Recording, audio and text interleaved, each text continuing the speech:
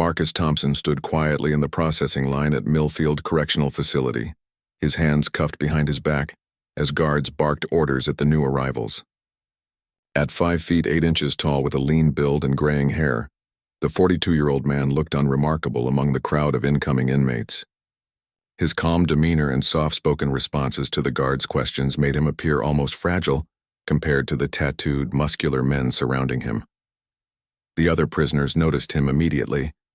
In prison, survival often depends on quickly identifying who might be weak, and Marcus seemed to fit that description perfectly. His civilian clothes were neat and clean, suggesting he came from a comfortable life outside these walls. He didn't have the hard edge that most inmates developed either on the streets or during previous incarcerations.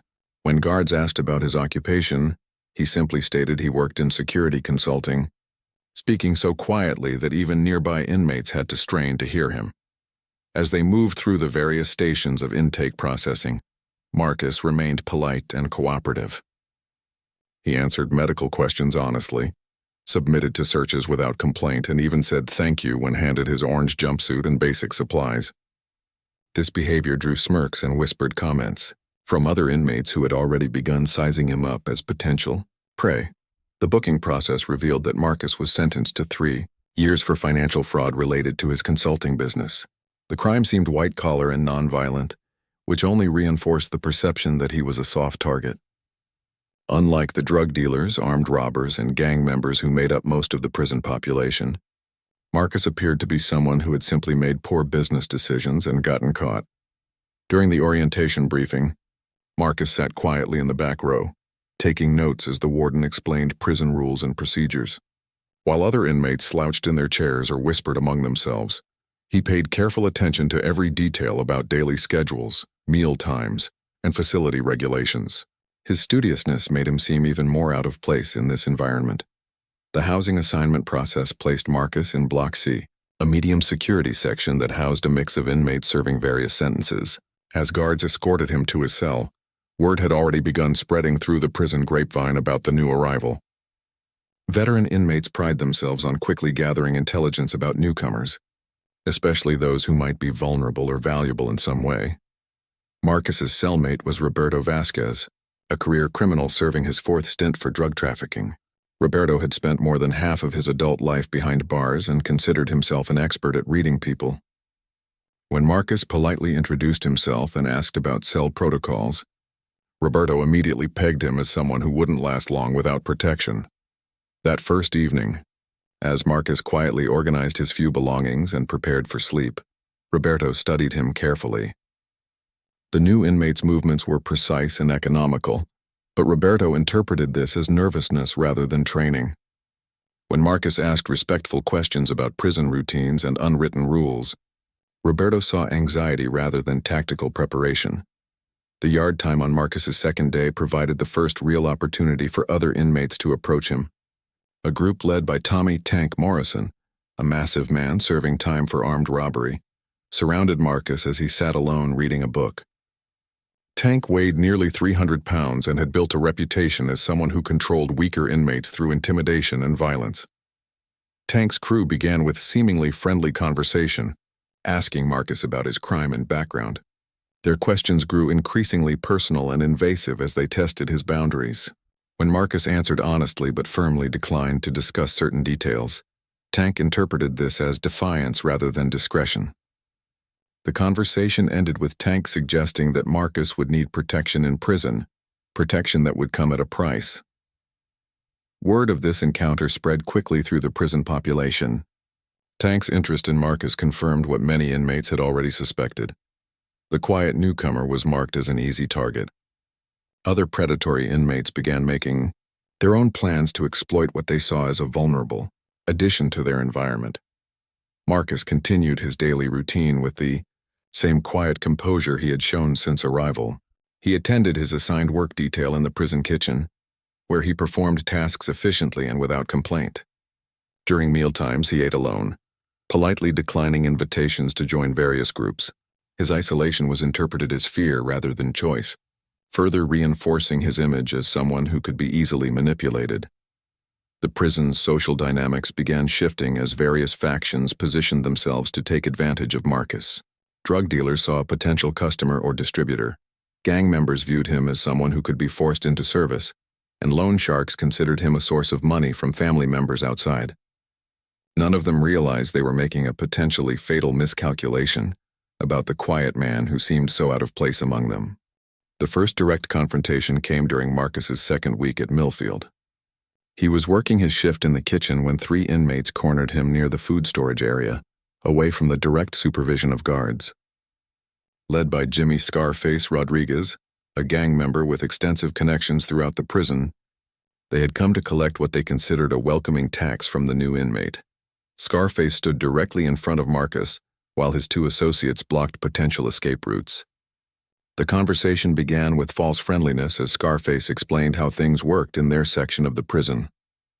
New inmates needed protection, and protection required payment in the form of commissary items, money from outside contacts or personal services. Marcus listened politely, his expression remaining calm and attentive throughout the explanation. When Scarface finished his pitch, Marcus quietly declined the offer of protection, stating that he preferred to handle his own affairs. This response caught the 3 men off guard, as most inmates either immediately agreed to their demands or became visibly frightened when confronted. Marcus's calm refusal seemed almost naive, as if he didn't understand the potential consequences of rejecting their offer. Scarface decided to provide a demonstration of what happened to inmates who didn't cooperate with established power structures. He grabbed Marcus by the shirt and shoved him against a metal storage rack, causing several cans to fall and clatter on the floor. The noise attracted the attention of other kitchen workers, but they quickly looked away, understanding that getting involved would only bring trouble upon themselves. What happened next surprised everyone present. Instead of cowering or pleading, Marcus remained perfectly still and calm. His eyes never left Scarface's face, and his breathing stayed controlled despite the physical aggression. Most remarkably, there was no fear in his expression, only a calculating assessment that made Scarface momentarily uncomfortable. Marcus spoke quietly, his voice carrying clearly despite the kitchen noise around them. He suggested that Scarface release him and walk away, explaining that continuing this confrontation would not end well for anyone involved. The tone was not threatening or boastful, but carried an odd certainty that made the gang member hesitate for just a moment. Before his pride reasserted itself, Scarface decided to escalate the situation by drawing a makeshift knife crafted from a sharpened piece of metal. The weapon had been hidden in his shoe and represented serious contraband that could result in additional charges if discovered. He held the blade near Marcus's throat while repeating his demands for compliance and payment. Marcus's response was swift and precise. In one fluid movement, he disarmed Scarface, twisted his arm behind his back, and had him face down on the floor before either of the other 2 inmates could react. The entire sequence took less than 3 seconds and was executed with such efficiency that witnesses later had difficulty describing exactly what they had seen. The 2 associates moved to help their leader, but Marcus's quiet voice stopped them cold. Without raising his tone or showing any emotion, he explained that Scarface was currently in a position where any sudden movement could result in a broken neck. He suggested they remain exactly where they were while he finished his conversation with their friend. Marcus leaned down to speak directly into Scarface's ear, his voice so low that others couldn't hear the specific words. Whatever he said caused the gang member's face to go pale, and his struggles to cease immediately. When Marcus released him and stepped back, Scarface scrambled to his feet and quickly retrieved his fallen weapon, but made no move to use it. The 3 inmates left the storage area without another word, leaving Marcus to return to his kitchen duties as if nothing had happened. However, word of the encounter spread rapidly through the prison's communication network. The details became exaggerated with each telling, but the core facts remained consistent. The quiet new inmate had handled 3 experienced prisoners with ease. Tank Morrison heard about the incident within hours and initially dismissed it as exaggerated prison gossip. However, enough people had witnessed the encounter to convince him that something unusual had occurred. His own plans for exploiting Marcus suddenly required reconsideration, as the new inmate had demonstrated capabilities that didn't match his mild appearance. Other predatory inmates began reassessing their evaluation of Marcus as well. The speed and efficiency of his response to Scarface's attack suggested training that went far beyond anything typical inmates might possess. The calm confidence he had displayed throughout the confrontation was particularly noteworthy, as most people would show some stress reaction when threatened with a weapon. Marcus's cellmate Roberto found himself looking at his quiet roommate with new eyes. The polite questions about prison routine and the careful observation of daily schedules suddenly seemed less like anxiety and more like reconnaissance. Roberto began wondering what other capabilities Marcus might be hiding beneath his unassuming exterior. The kitchen incident marked a turning point in how Marcus was perceived within the prison population. While some inmates remained convinced he was just lucky or had surprised his attackers, others began spreading theories about his true background. The mysterious nature of his business consulting work and the vague details about his past started generating more serious speculation about who Marcus Thompson really was. Tank Morrison decided he needed to personally test the new inmate's capabilities. The kitchen incident could have been luck or surprise, but Tank's reputation depended on maintaining dominance over potential threats. He waited for the right opportunity, which came during outdoor recreation time when guards were spread thin across the large yard area. Marcus was sitting alone at a picnic table, reading a book on military history when Tank approached with 4 of his most trusted associates. These men were all experienced fighters who had proven themselves in numerous prison conflicts. Tank's strategy was simple. Overwhelming force would reveal whether Marcus's previous success was skill or accident. The confrontation began with Tank demanding that Marcus acknowledge his authority and agree to hand over 50% of his weekly commissary purchases. This was a substantial demand that would establish Tank's control while providing ongoing benefits. Marcus looked up from his book, calmly marked his place, and set it aside before responding. Marcus's refusal was polite but absolute. He explained that he had no intention of entering into any arrangement that involved paying for protection or privileges. His tone remained conversational, as if discussing the weather rather than defying one of the prison's most dangerous inmates. Tank's associates exchanged glances, unable to understand how anyone could be so calm when facing such overwhelming odds. Tank decided to demonstrate his seriousness by signaling his men to surround Marcus. The 5 large men formed a tight circle around the picnic table, cutting off any escape routes and blocking the view of nearby guards. Tank personally grabbed Marcus by the shirt and lifted him to his feet, intending to slam him against the table to establish physical dominance. What followed was a masterclass in close-quarters combat that left witnesses struggling to process what they had seen. Marcus moved with explosive speed and precision, using Tank's own momentum against him. Within seconds, Tank found himself face-first on the ground with his arm twisted at an impossible angle. Completely immobilized by Marcus's grip, the 4 associates rushed to help their leader, but Marcus was already moving. He released Tank and engaged the attackers in a sequence of movements that seemed almost choreographed. Each man was neutralized quickly and efficiently, using techniques that minimized noise while maximizing effectiveness. The entire fight lasted less than 30 seconds. Marcus stood over the 5 defeated men, his breathing still controlled and his clothes barely disheveled. He spoke quietly to Tank, explaining that any future attempts at intimidation would result in more serious consequences.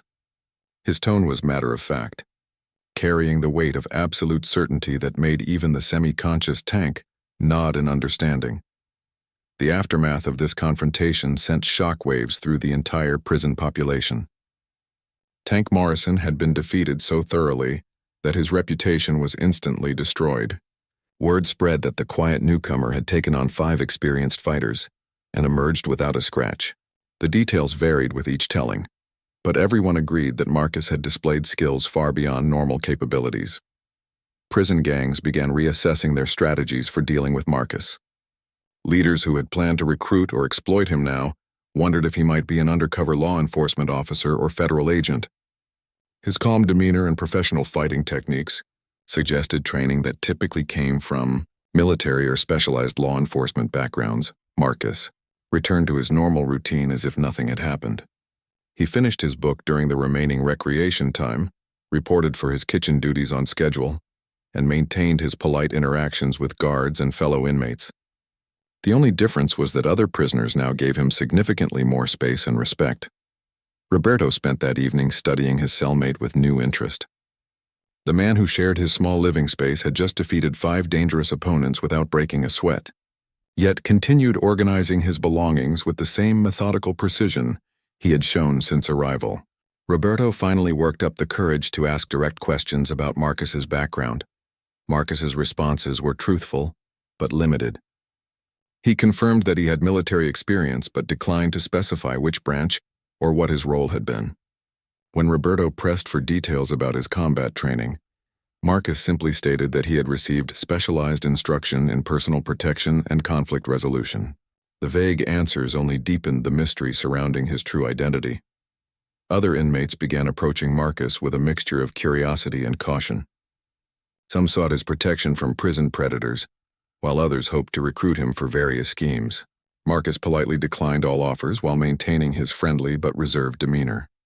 His consistent refusal to engage in prison politics frustrated those who tried to categorize him. The guards had noticed the dramatic shift in how other inmates treated Marcus, but none had witnessed the actual confrontations. Their reports noted that the new inmate seemed to have quickly adapted to prison life and gained respect from his peers. They had no idea that this respect was based on fear and confusion rather than friendship. Prison intelligence networks began working overtime to uncover information about Marcus Thompson's true background. Inmates with outside connections started making phone calls and sending letters to gather intelligence about his past.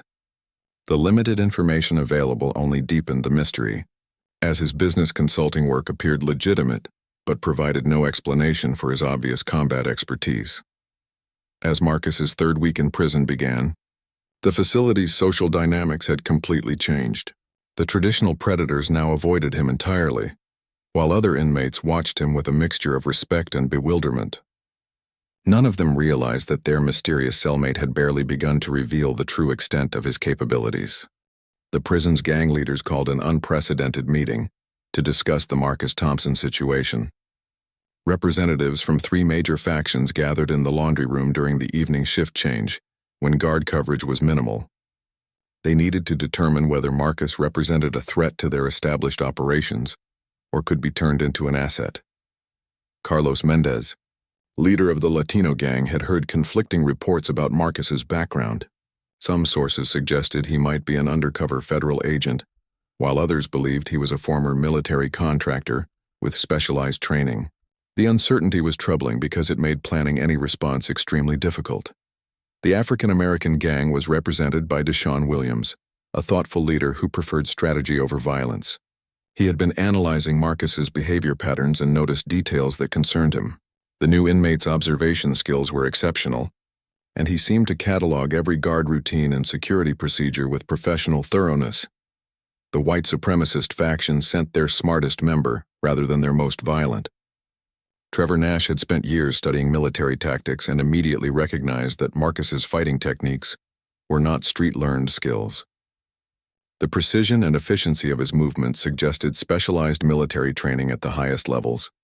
The 3 leaders agreed that Marcus needed to be approached differently than typical inmates. Direct confrontation had already proven ineffective, and his consistent refusal to engage in prison politics made recruitment unlikely. They decided to gather more intelligence before determining their next course of action. Meanwhile, Marcus had begun noticing subtle changes in his environment. Guards seemed to be paying closer attention to his activities, and certain inmates were asking increasingly specific questions about his background.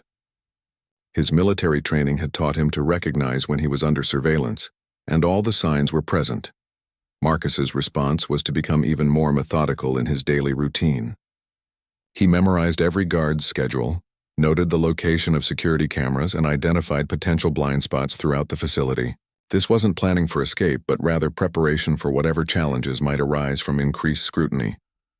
The breakthrough in uncovering Marcus's identity came from an unexpected source. A new inmate named Billy Crawford had served in the Army Rangers before his conviction for bank robbery. During his first week at Millfield, he observed Marcus during mealtime and recognized specific mannerisms that triggered his military memory.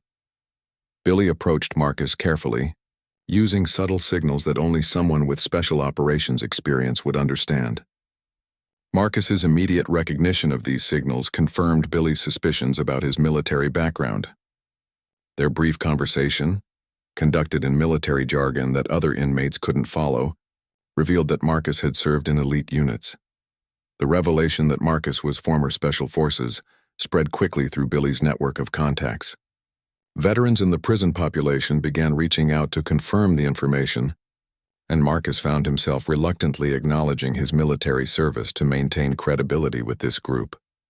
Marcus revealed that he had served in the Army's most elite unit, Delta Force, for 12 years before transitioning to private security consulting. His criminal conviction stemmed from financial irregularities in his consulting business, where he had been providing security services to overseas clients. The details remained vague, but his military credentials were genuine. The prison's power structure shifted dramatically once Marcus's true background became known. Gang leaders realized they were dealing with someone trained in advanced combat techniques, intelligence gathering, and psychological warfare. His previous restraint and confrontation suddenly seemed more ominous than reassuring. Other inmates began viewing Marcus with a mixture of respect and fear. Delta Force operatives were legendary figures in military circles, known for their ability to operate behind enemy lines and complete impossible missions. Having such a person among the general prison population created unprecedented uncertainty about how conflicts might unfold. Guards started receiving reports about Marcus's military background through the prison intelligence network. While they had no direct confirmation of his service record, the consistent accounts from multiple sources suggested the information was accurate. This led to increased monitoring of his activities and communications. Marcus found himself in an awkward position as inmates sought him out for various reasons. Some veterans wanted to share stories and seek his advice on personal problems. Others hoped to recruit him for protection or use his reputation to enhance their own standing. He continued declining most requests while maintaining friendly relationships where possible. The knowledge of Marcus's Delta Force background also reached the gang leaders, who called another emergency meeting to discuss revised strategies. The revelation that they were dealing with one of America's most elite soldiers changed everything about how they needed to approach him. Trevor Nash, who had military knowledge himself, explained to the other leaders what Delta Force selection and training involved. These were soldiers chosen from other special operations units and subjected to the most demanding psychological and physical preparation in the military. They were trained to operate independently in hostile environments and complete missions that other units couldn't handle. The gang leaders realized that Marcus's previous restraint had likely prevented serious injuries or deaths in the confrontations with Scarface and Tank. Someone with his training could have easily killed multiple attackers if he had chosen to do so. This understanding fundamentally changed how they viewed his presence in their prison. As word of Marcus's true identity spread throughout Millfield, the entire social dynamic of the institution began evolving in ways that would have lasting consequences for everyone involved. The quiet man who had seemed like easy prey was revealed to be one of the most dangerous individuals ever housed in the facility. The prison administration finally learned about Marcus's military background when Warden James Patterson received a confidential call from the Department of Defense. A routine security check had flagged Marcus Thompson as a former Delta Force operative, prompting immediate concerns about his presence in general population. The military wanted to ensure that no classified information was at risk and that Marcus wasn't being targeted due to his service record. Warden Patterson immediately called Marcus to his office for a private meeting. The conversation was professional but tense as the warden needed to balance security concerns with legal requirements for treating all inmates equally. Marcus confirmed his military service but assured the warden that his consulting business conviction was unrelated to his special operations background. The warden faced a difficult decision about how to handle Marcus's situation. Moving him to protective custody would acknowledge his special status and potentially create resentment among other inmates. However, leaving him in general population carried risks if his presence destabilized the facility's carefully maintained balance of power. Marcus requested to remain in general population, arguing that he could handle any situations that arose and that isolation would be more punishing than necessary for his conviction. He emphasized that his training had prepared him for hostile environments, and that he preferred to serve his sentence without special accommodations. The warden agreed to a compromise arrangement, where Marcus would remain in general population, but with increased monitoring and immediate intervention, protocols if serious threats emerged. This decision satisfied legal requirements while providing additional security, measures to protect both Marcus and other inmates. News of the wardens. Meeting with Marcus spread quickly through the prison's informal communication network. Inmates speculated about what special arrangements might have been made, and whether Marcus was receiving preferential treatment. The mystery surrounding his status only added to his growing reputation within the facility. Marcus found himself inadvertently becoming a mediator in disputes between different inmate factions. His military background gave him credibility with all groups, while his refusal to take sides made him appear neutral. Inmates began approaching him to resolve conflicts that might otherwise escalate into violence when one significant incident involved a dispute between the Latino and African American gangs over control of certain prison work assignments. The conflict had been building for weeks and threatened to explode into facility-wide violence. Leaders from both sides approached Marcus separately, seeking his perspective on potential solutions. Marcus listened carefully to both sides before proposing a fair rotation system that would give each group equal access to the most desirable work assignments. His suggestions were practical and equitable, addressing the underlying concerns that had caused the conflict. Both gang leaders agreed to implement his recommendations. The successful mediation enhanced Marcus's reputation as someone who could be trusted by different factions. Other inmates began seeking his advice on personal problems, legal issues, and conflicts with guards. He found himself reluctantly serving as an unofficial counselor and arbitrator for various disputes. Marcus's influence extended beyond conflict resolution. As he began organizing educational programs for inmates interested in improving themselves. His military experience included training in leadership and instruction, skills that proved valuable in helping others prepare for eventual release. These programs operated informally, but gained official support from the prison administration. The educational initiatives included basic literacy classes, job preparation workshops, and anger management sessions. Marcus recruited other inmates with relevant skills to assist with instruction, creating a collaborative learning environment that crossed traditional gang boundaries. The programs became popular throughout the facility. Guards noticed significant improvements in overall facility behavior as Marcus's influence spread. Violent incidents decreased markedly, and inmate complaints about unfair treatment dropped substantially. The positive changes were attributed to better communication and Marcus's role in resolving conflicts before they escalated. However, not everyone appreciated Marcus's growing influence. Some veteran inmates resented the changes to establish power structures and viewed his intervention in gang affairs as inappropriate interference. A small group began planning ways to challenge his authority and restore previous arrangements. The opposition was led by Vincent Viper Torelli, a career criminal serving his third sentence for organized crime activities.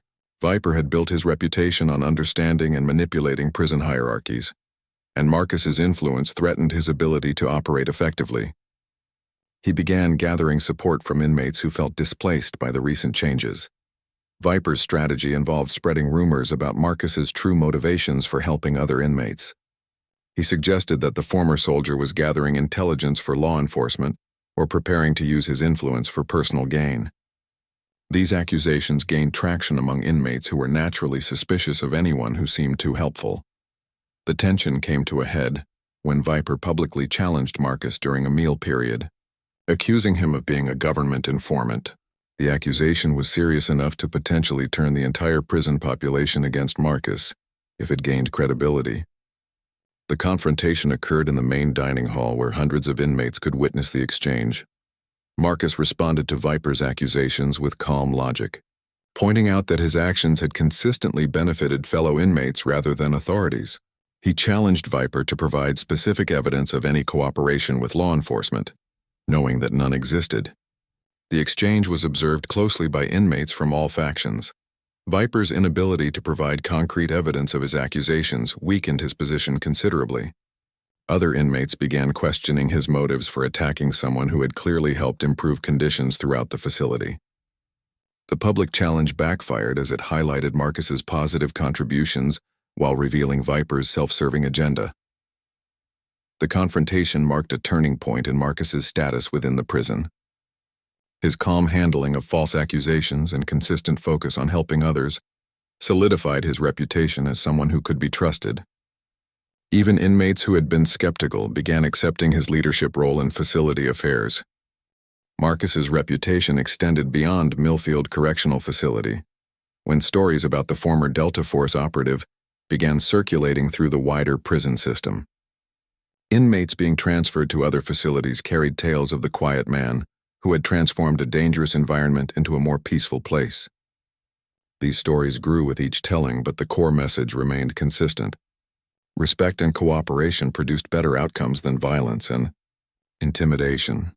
The Department of Corrections took notice of the positive changes at Millfield and began studying Marcus's methods for potential implementation at other facilities.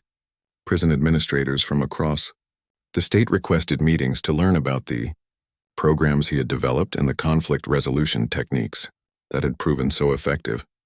Marcus found himself in the unusual position of consulting with prison officials while serving his own sentence.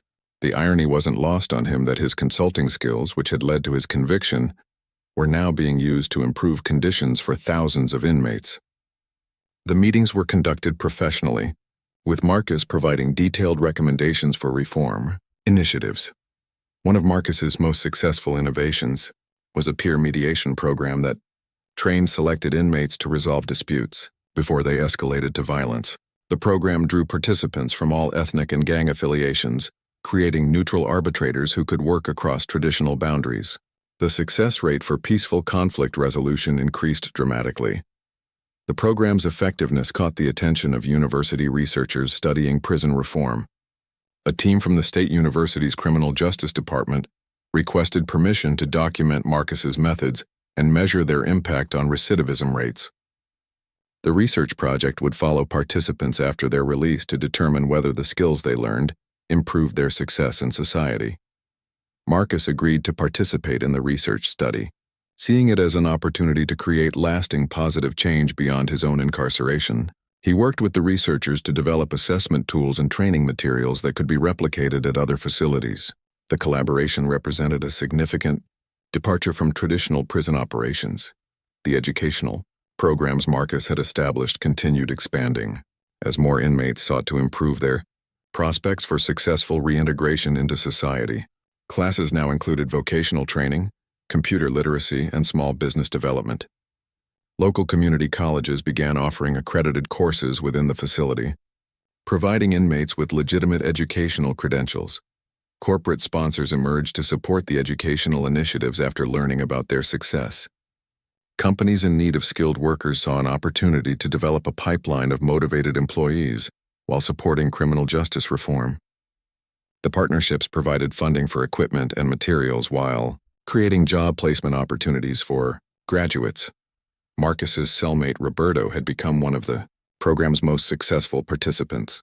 The career criminal who had initially viewed Marcus as potential prey was now working toward his GED while learning automotive repair skills. Roberto credited Marcus with helping him envision a different future than the cycle of crime and imprisonment that had defined his adult life. The transformation wasn't limited to individual inmates, but extended to the facility's overall culture. Gang rivalries still existed but were managed through negotiation rather than violence. Younger inmates were mentored by older ones who had learned better ways to handle conflicts. The changes created a more stable environment that benefited everyone. However, Marcus faced increasing pressure from outside sources who wanted to exploit his influence. Family members of inmates approached him seeking special treatment for their loved ones. Criminal organizations attempted to recruit him for operations after his release. Law enforcement agencies suggested he could reduce his sentence by providing information about prison activities. Marcus consistently declined all such approaches, maintaining his focus on legitimate reform efforts. His refusal to compromise his principles occasionally created tension with people who couldn't understand why he wouldn't use his position for personal advantage. These interactions reminded him that his current situation was temporary while his integrity was permanent. The approaching end of Marcus's sentence created uncertainty about the future of the programs he had established. Prison administrators worried that his departure might lead to regression in facility conditions. Inmates expressed concern about maintaining the positive changes without his leadership and guidance. Marcus spent considerable time training other inmates to continue the programs after his release. He developed written procedures and protocols that could guide future operations. The peer mediation program was restructured to function independently of any single leader, ensuring its sustainability regardless of population changes. A documentary film crew received permission to record Marcus's final weeks at Millfield for a production about prison reform. The footage would be used to train administrators at other facilities and educate the public about successful rehabilitation programs. Marcus agreed to participate to promote wider adoption of the methods that had proven effective. The filming process revealed the extent of Marcus's impact on individual lives throughout the facility. Interview after interview with inmates and staff members highlighted specific ways that his presence had created positive change. The stories ranged from prevented suicides to successful job placements to reconciled family relationships. As Marcus's release date approached, the entire facility seemed to be preparing for a significant transition. The man who had arrived as an apparent easy target was leaving as a respected leader whose influence had fundamentally changed how the institution operated. His legacy would continue long after his departure through the programs and principles he had established. The irony of Marcus's situation wasn't lost on observers who noted that prison had become a place where his military leadership skills found positive application. The discipline, strategic thinking, and commitment to mission accomplishment that had served him in special operations now served the cause of criminal justice reform and human rehabilitation. Marcus Thompson walked out of Millfield Correctional Facility on a crisp autumn morning, carrying the same small bag of belongings he had brought 3 years earlier. The man leaving was fundamentally the same person who had entered, but his impact on the institution and its inhabitants would continue for years to come. Hundreds of inmates lined the windows to watch his departure, a tribute rarely seen in any correctional facility. The programs Marcus had established were thriving under the leadership of inmates he had trained. Roberto Vasquez, his former cellmate, had assumed coordination of the peer mediation program and was preparing for his own release with a job offer from one of the corporate partners. The success stories were multiplying, as inmates who had participated in educational programs found employment and avoided returning to prison. Prison administrators across the country were implementing variations of Marcus's methods with remarkable success. The Millfield model became a standard reference in criminal justice reform circles, demonstrating that former military personnel could contribute significantly to rehabilitation efforts. Academic studies confirmed that facilities using his techniques showed reduced violence, lower recidivism rates, and improved staff satisfaction. Marcus returned to consulting work, but with a dramatically different focus than his previous career. Instead of providing security services to overseas clients, he specialized in helping correctional facilities implement reform programs. His unique perspective as both a former special operations soldier and ex-inmate gave him credibility with all stakeholders in the criminal justice system. The documentary about his time at Millfield won several awards and was used in training programs nationwide. Marcus appeared at conferences and legislative hearings, advocating for evidence-based approaches to criminal justice reform. His testimony about the potential for positive change influenced policy decisions at state and federal levels. 5 years after his release, Marcus received an invitation to return to Millfield as the keynote speaker for their first annual rehabilitation graduation ceremony. More than 200 inmates had completed various educational and vocational programs, with employment placement rates exceeding 70%. The transformation from a facility focused on punishment to one emphasizing preparation for successful reintegration was complete. During his visit, Marcus was amazed by the continued evolution of programs he had helped establish. New initiatives included family counseling services, substance abuse treatment, and partnerships with local businesses for job training. The facility had become a model for the entire correctional system, attracting visitors from other states and countries. Roberto, now successfully employed as an automotive technician and married with 2 children, served as the ceremony's master of ceremonies. His introduction of Marcus brought the entire audience to their feet, in recognition of the man who had started the transformation. The moment represented the culmination of efforts that had begun with a simple decision to help fellow inmates. Marcus's speech focused on the potential that exists within every individual, regardless of their circumstances or past mistakes. He emphasized that his military training had taught him to see opportunities where others saw only problems, and that prisons could become centers of education and rehabilitation rather than warehouses for society's unwanted members. The ceremony concluded with the announcement of a scholarship fund established in Marcus's honor. The fund would provide educational opportunities for inmates' children, breaking the cycle of poverty and crime that often spans generations. Corporate sponsors and private donors had contributed enough money to assist hundreds of families over the coming years. Marcus had also become involved in veterans advocacy, helping former military personnel who found themselves in legal trouble. His understanding of the challenges faced by combat veterans transitioning to civilian life made him an effective counselor and advocate. He worked with courts to establish veterans treatment programs that addressed underlying issues, rather than simply imposing punishment. The consulting firm Marcus established employed several former inmates who had participated in Millfield's programs. Their personal experience with incarceration, combined with training and business practices, made them uniquely qualified to assist other correctional facilities with reform initiatives. The company became profitable while serving an important social purpose. 10 years after his release, Marcus was invited to speak at the graduation ceremony for a new class of Delta Force operators. His message to these elite soldiers emphasized that their skills and training could serve society in many ways beyond traditional military missions. Several graduates later contacted him about opportunities in criminal justice reform and veterans advocacy. The impact of Marcus's 3 years at Millfield had expanded far beyond anyone's imagination. Thousands of inmates had benefited from programs he initiated. Hundreds of families had been strengthened by successful reintegration of former prisoners, and dozens of facilities had implemented similar reform efforts. The quiet man who had seemed like an easy target had become a catalyst for systemic change. Marcus reflected often on the unexpected turns his life had taken. His conviction and imprisonment, initially seen as the lowest point of his career, had led to the most meaningful work of his life. The leadership skills developed in special operations had found their highest application in helping society's most marginalized members discover their potential for positive contribution.